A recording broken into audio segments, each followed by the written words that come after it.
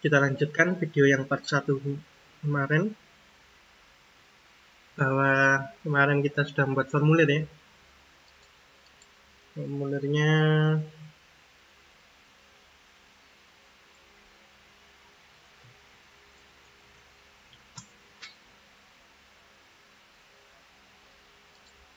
lupa nama filenya ya, controller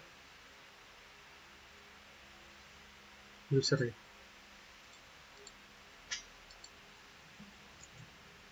Salah user.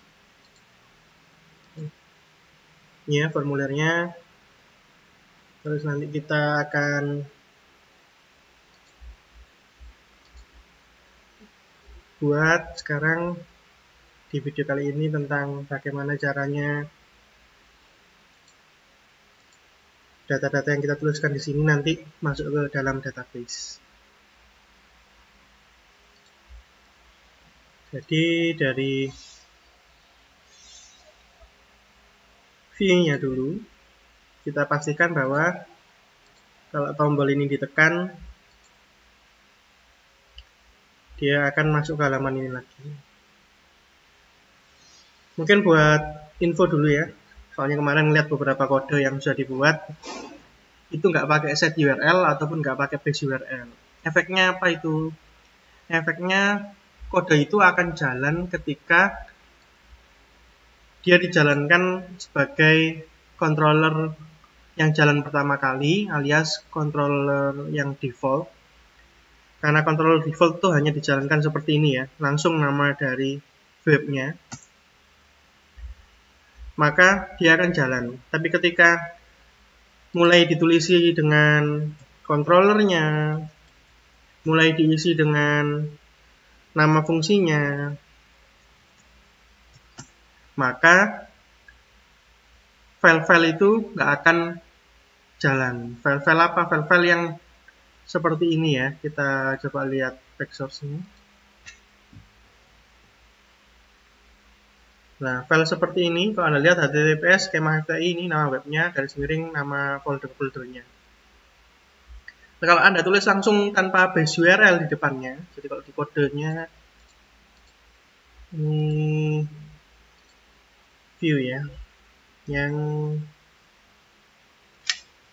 atas. Nah, kodenya seperti ini. Jadi di dalam base URL kita masukkan variabel apa saja yang dibutuhkan. Jadi sebenarnya base URL ini dipakai untuk ngambil sebuah source, misalnya gambar, CSS, JavaScript, dan lain-lain. Biasanya kita pakai base URL. Kalau kita buat sebuah link yang ada di dalamnya form, misalnya formnya jalan ke, ketika diklik pergi kemana, atau ketika ada link itu yang ini ya, misalnya ini kalau diklik kemana, itu biasanya pakai site URL. Bedanya di situ set URL sama base URL. Tapi karena kita sudah hilangkan indeks .php-nya, harusnya sama antara set URL sama base URL-nya. Itu nanti jadinya gini. Jadi kita nuliskannya cuma aset bootstrap css bootstrap.min.css-nya, otomatis dilengkapi dengan nama webnya kalau kita pakai base URL. Nah, kalau nggak pakai, maka ini cuma jalan. Misalnya kalau nggak pakai itu yang seperti ini ya, langsung dituliskan aset gitu. Kalau kayak gini hanya akan jalan ketika, sekali lagi, file yang manggil itu adalah sebuah default controller. Jadi ketika default controller, kita nemu folder ini, aset-nya ketemu. Karena dianggap berada pada folder luar sendiri. Sedangkan ketika masuk ke dalam folder-folder lain, kayak user register ini dianggap folder lain, maka folder asetnya ini nggak akan ketemu. Jadi gitu. Tolong diperhatikan untuk digunakan base URL-nya ketika ada sebuah file-file, sebuah atau lebih file ya, yang ingin dimasukkan ke dalam halaman webnya, tolong diperhatikan penggunaan base URL-nya. Itu terus kita lanjut ke view-nya ya, mana tadi formulirnya itu user history.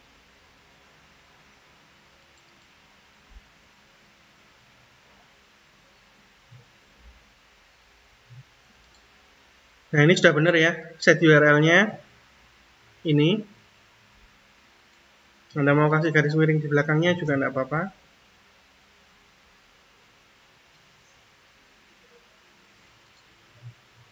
Jadi kalau ini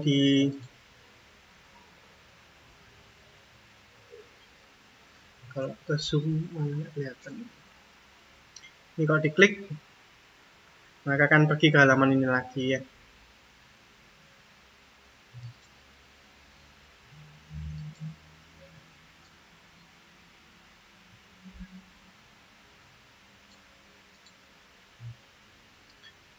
Oke, dari formulirnya itu diulangi dulu. Terus sekarang sudah tahu kalau bakal masuk ke halaman ini lagi, ke controller yang sama.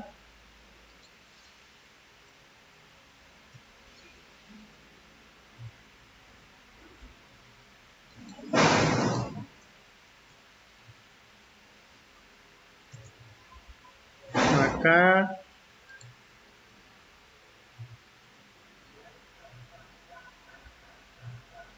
di dalamnya controllernya sekarang yang kita siapkan.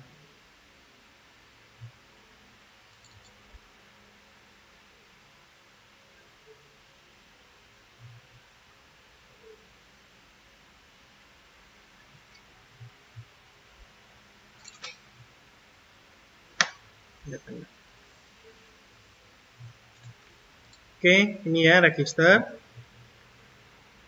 sampai bawah sini. Nggak cukup kalau ditampilkan semua ya.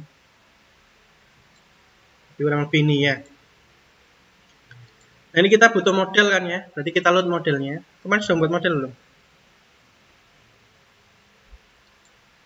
Modelnya.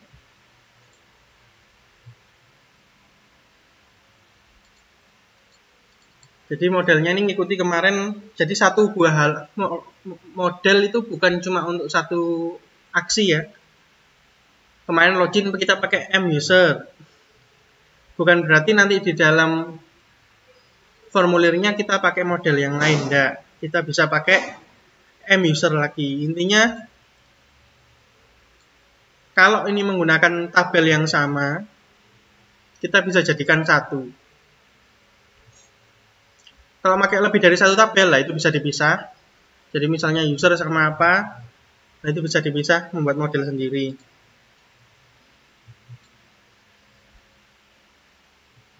Kalau semuanya dalam satu web itu dijadikan satu model, bisa enggak? Bisa, tapi nanti akan besar ya.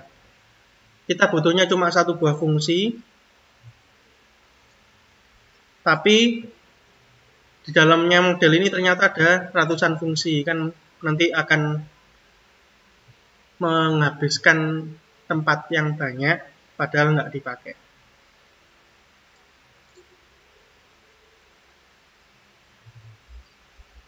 Kayaknya kemarin belum ya, yang video sebelumnya. Ini dari yang saya bilang kemarin sudah membuat tapi gagal kerekam videonya. Jadi kita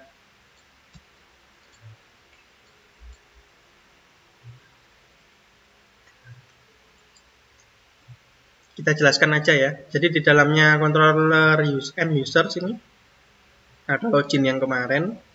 Lalu kita membuat fungsi baru sekarang. Ini fungsi barunya, namanya adalah doRegister.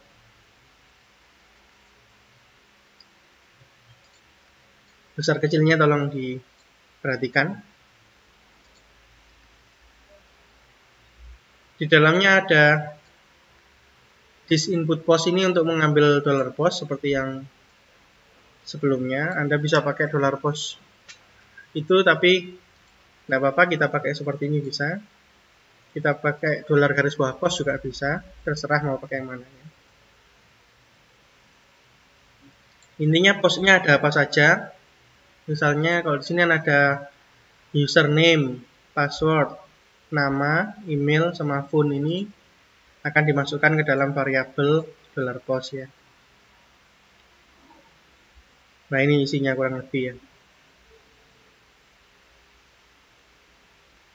Isi dari $postnya bisa dilihat di sini, dimasukkan ke dalam array data. Kalau nggak dimasukkan data VP ya bisa ini yang dimasukkan ke dalam insertnya bukan data tapi $postnya. Tapi jaga nih, takutnya $post itu ada yang nggak penting. Misalnya tombolnya ada namanya misalnya. Nanti akan nyoba dimasukkan juga ke dalam database. Padahal nggak ada kolom yang disediakan, maka akan error. Ya, jadi dengan kita membuat variabel sendiri data, kita bisa kontrol kolomnya, nama kolomnya. Nanti akan diisi dengan nilai dari post yang mana. Gitu. Yang perlu diperhatikan di sini adalah kalau kemarin kita passwordnya ketika login itu pengecekannya menggunakan password verify itu ya. Kayak apa kemarin? Coba lihat dulu. Loh, belum sih. Di atas ini harusnya.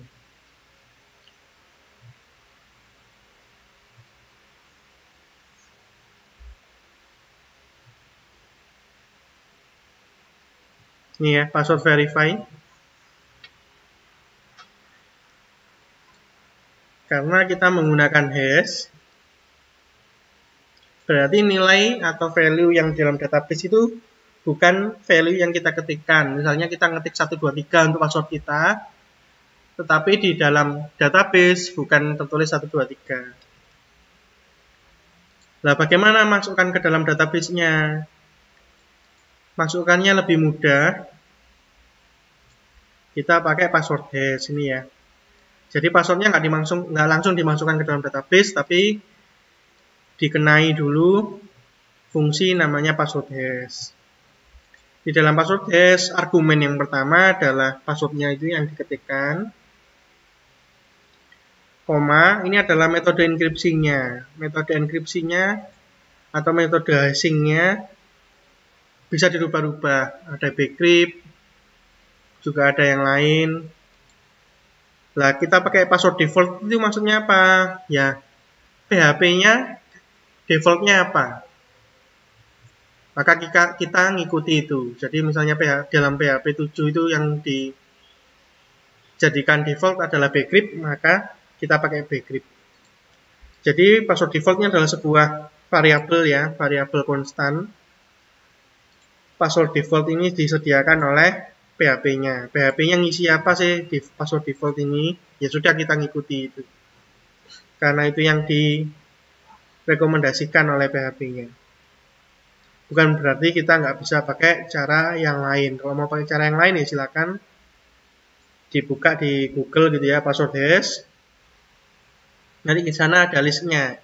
Kita pakai metode hash yang mana. Nah, bisa milih dari situ. Mungkin yang istimewa cuma itu ya dari datanya ini. Yang lainnya disesuaikan dengan kolom-kolomnya ini ya. Mungkin lihat structure-nya aja. Ini ya. Seperti yang kemarin dibilang, user ID ini nggak usah diisi, jadi kita nggak perlu masukkan, karena ini diisi secara otomatis.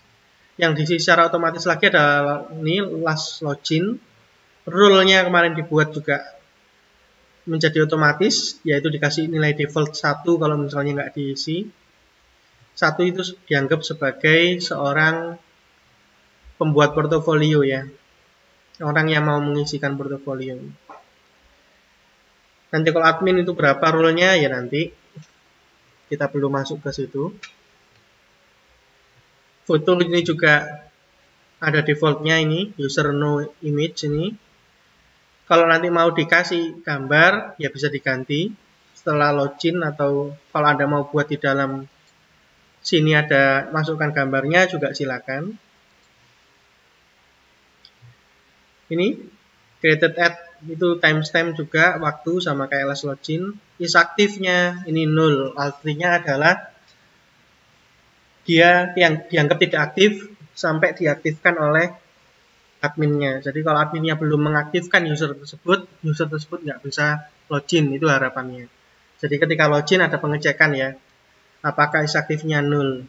Kalau iya berarti nggak boleh login dulu. Kalau misalnya sudah diaktifkan oleh admin, 0-nya jadi 1, ketika dicek ternyata 1, boleh login. Nah, kurang lebih seperti itu untuk is aktifnya. Tapi kita nggak pakai ini semua dulu, karena otomatis diisi ya, mulai dari ke-7 ini sampai 11 ini nggak diisi secara manual. User ID atau yang nomor 1 ini juga nggak diisi. Oke, berikutnya ini ya, ini masukkan ke dalam database-nya semudah ini. Jadi yang perlu dituliskan adalah this db insert, ini perintah untuk masukkan ke dalam database-nya. Sekali lagi ini adalah perintahnya query builder-nya kode igniter, nggak akan jalan kalau dijalankan di PHP tanpa kode igniter. User ini nama tabelnya ya, users. $data ini yang dimasukkan. Jadi kalau nggak Anda pakai $data ini, Anda harus nuliskan ya array gitu ya. Yang pertama ini nama dari kolomnya, lalu diikuti dengan inputannya yang mau dimasukkan ke dalam kolom tersebut. Koma, dilanjutkan ke yang lain lagi ya. Intinya sama kayak ini. Ini Anda copy pastekan ke dalam array-nya ini. Jadi gitu. Tapi langsung saja kita masukkan datanya saja, juga tidak apa-apa. Nah, ketika berhasil dimasukkan, maka ini ya, mengembalikan nilai true. Kalau gagal, maka mengembalikan nilai false. Berarti ada yang salah sehingga tidak berhasil melakukan insert. Kita save. Terus kita kembali ke controllernya. Mungkin bagusnya diam ya. Nah, kita kembali dulu. Model.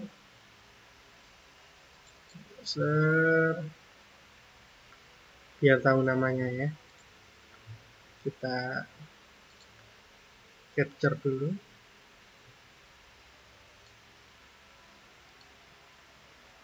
Baru ke controller, user. Oke, di atas ini sudah ada construct-nya, root helper, URL, dan session.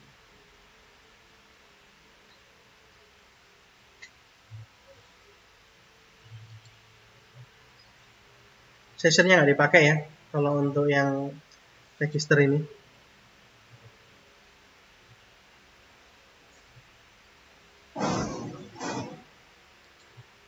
Kalau mau dipakai bisa, berarti di atasnya dicek dulu apakah ada session username-nya misalnya, atau yang lain, sehingga kalau ada session tersebut, dia nggak bisa register, harus logout dulu misalnya. Bisa seperti itu. Tapi di contoh kali ini kita nggak pakai session dulu.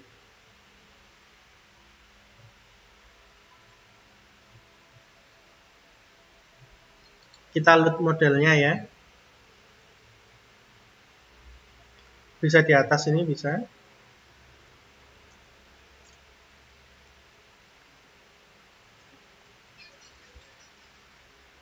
Sebelum model sebenarnya adalah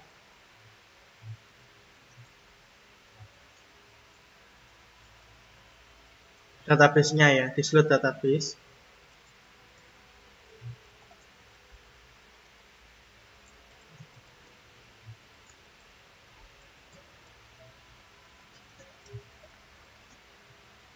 Lalu modelnya tadi adalah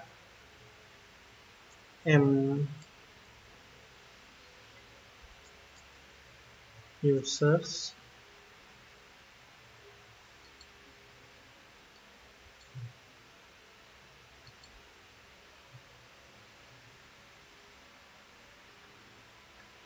Nah, ketika ini kita sudah punya ini ya, ini menyiapkan kebutuhannya gitu ya.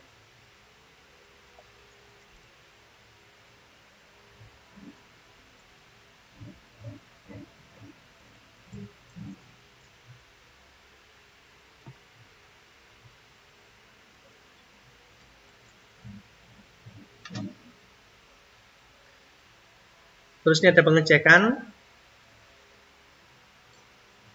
Ketika tombolnya ditekan berarti ini baru dijalankan.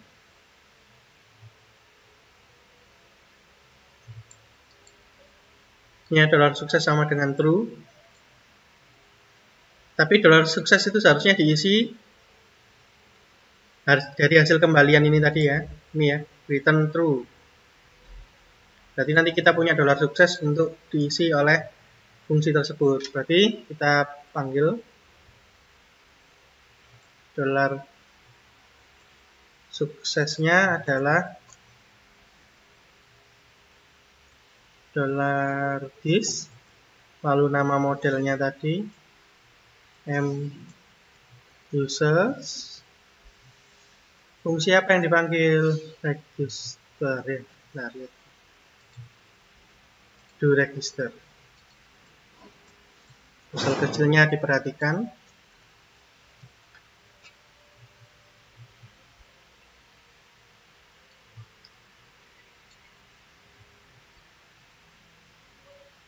Maka sukses ini loh, kurang X.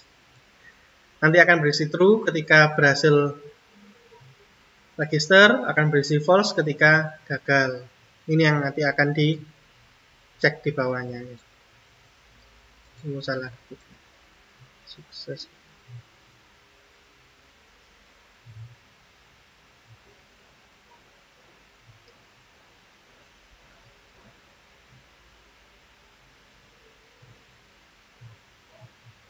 Ini ada dua di slot view.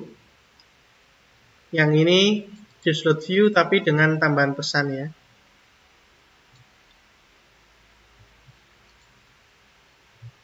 Nah, pesannya bisa dikirimkan ke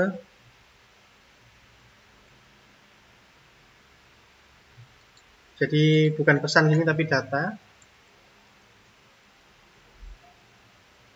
Gini ngirimnya ya, karena nanti harus bentuknya array yang dikirimkan ke dalam view.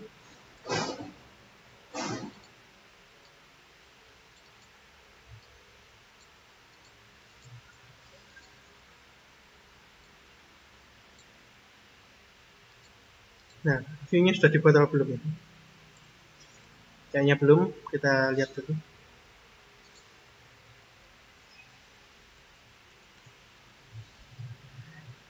Oke. User register sukses ini yang belum kayaknya ya. Kita buat dulu. Save plus user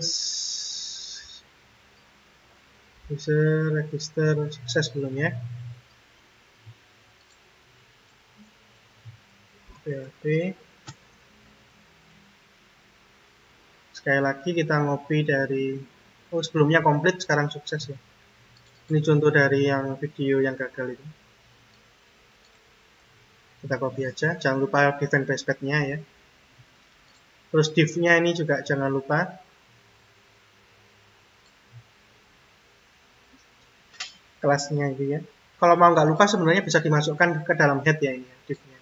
Jadi dalamnya ini nggak usah mikirkan ini lagi. Mungkin itu yang kurang dari saya. Harusnya dimasukkan ke dalam head atas, room atas itu ya. Sekalian dimasukkan situ. Terus mana ya? User sukses ini ya. Kita pastekan. Save and close. Terus user register yang form tadi. Ini dikasih pengecekan juga.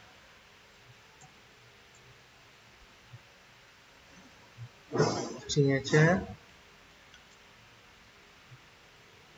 Enggak sih, di bawah aja ya. Di dalam sini ya.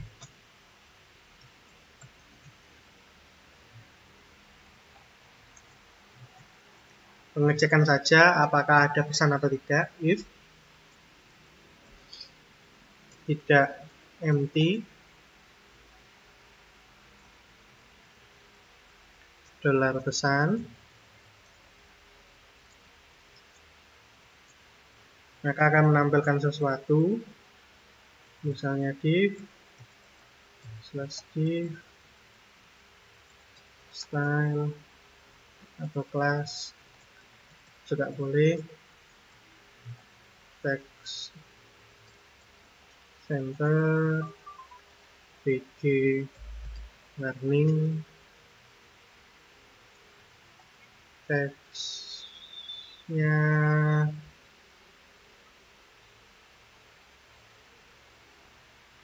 merah ya. Ada nggak text danger? Ini tentu saja kode HTML di dalamnya PHP ya. Jadi kita masukkan ke dalam echo. Pakai petik 1 aja. Atau petik 2 ya, karena yang petik 1 yang di dalamnya. Kelasnya ini petik 1. Echo-nya petik 2. Kenapa? Karena di dalam sini kita mau tampilkan dolar pesan. Mungkin itu. Kalau ada errornya nanti kita betulkan. Kita coba dulu. Ini kok ada 2.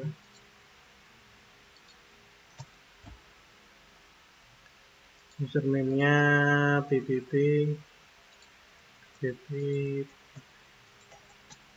ini belum ada pengecekan yang lain ya, kayak email ini harusnya dicek gitu ya. Telepon harusnya dicek ada angkanya atau tidak. Untuk sementara belum, itu nanti mungkin ada materi lain lagi.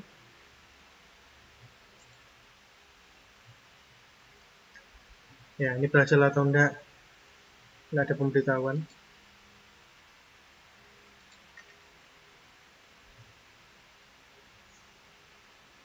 Belum masuk ya, berarti gagal di controllernya, ada yang gagal.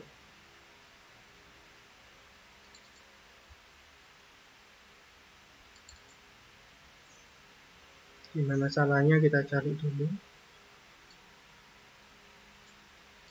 Nggak ada errornya ya. Coba kalau tidak ada error atau enggak.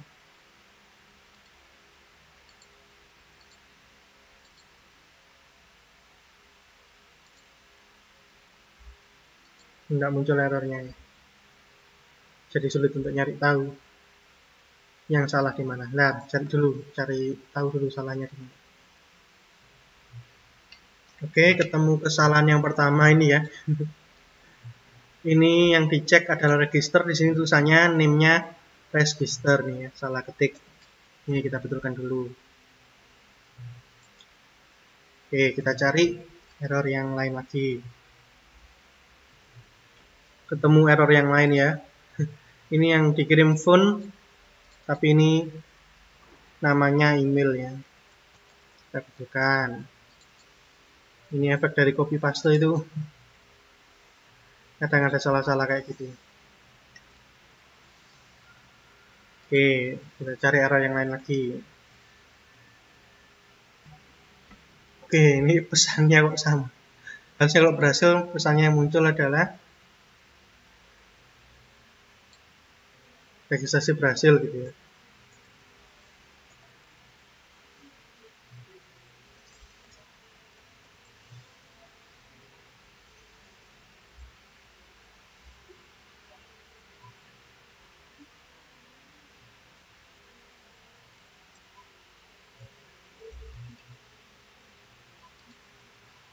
Kalau berhasil, registrasi berhasil. Kalau gagal, munculnya itu harusnya ya.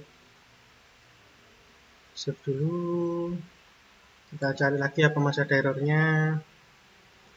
Seharusnya tidak ada sih. Kita coba dulu. Harusnya nggak ada errornya. Coba kita isi ya. Kita refresh dulu.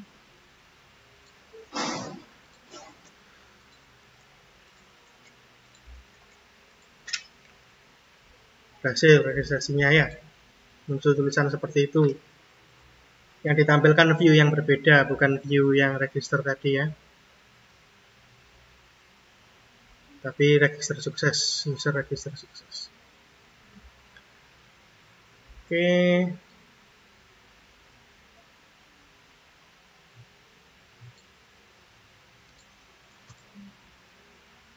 Gagalnya ya karena kemarin kita nyoba bahwa selama nilainya nggak nol, benar-benar nggak ada, selama masih ada walaupun cuma string kosong maka nggak error, ya sulit nyoba errornya ya, kecuali kita ngecek bahwa nilainya harus angka, misalnya font ini harus angka, tapi di dalam database-nya kan juga enggak ya.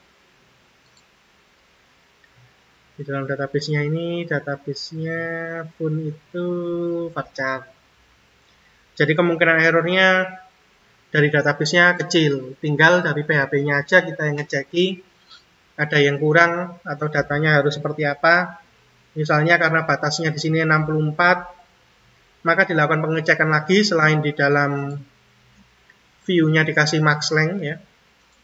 Di dalam view-nya sudah ada max length. Lihat lagi deh ya.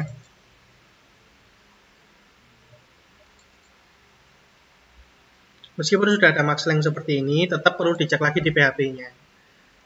Jadi pengecekannya ada 3. Yang pertama dari front end itu dari JavaScript dan dari HTML. Tapi ketika dikirim, maka PHP perlu ngecek lagi. Ya, karena bisa saja yang di front end itu bisa diakali oleh usernya. Maka di dalam PHP-nya perlu dicek lagi. Database ini ada pengecekan, tapi seharusnya karena sudah ada di PHP, tidak pernah akan di trigger kecuali benar-benar PHP-nya kecolongan apa gitu ya. Gitu. Misalnya PHP-nya nggak bisa ngeceki is null tadi, maka di dalam database ada pengecekannya, misalnya buat constraint bahwa nggak boleh empty gitu ya. Jadi ada cek itu tidak boleh petik-petik gitu. Ada di dalam database-nya itu juga bisa, tapi harusnya jangan, karena kalau kita pakai error yang ada di dalam database sulit untuk dikontrol tampilannya gitu ya, tulisannya juga sulit dikontrol gitu. Maka lebih baik sih kita lakukan pengecekan, karena kalau di dalam database kan kita nggak tahu errornya apa ya. Kita bisa munculkan errornya di dalam PHP. Jadi misalnya gini, database-nya error, tapi kita tampilkan errornya, nah itu malah berbahaya. Jadi harusnya ketika database error itu kita nggak munculkan errornya. Jadi user itu nggak perlu tahu errornya di dalam database apa, pokoknya diberitahu aja gagal gitu. Soalnya kalau diberitahu errornya malah jadi celah keamanan, karena tahu nama kolomnya apa, oh nama kolomnya ini, nama database-nya ini, ketahuan malah bahaya. Jadi celah untuk orang-orang yang berniat buruk. Oke, mungkin itu aja dari video part 2 yang ini apa ini ya? Kode igniter part 6.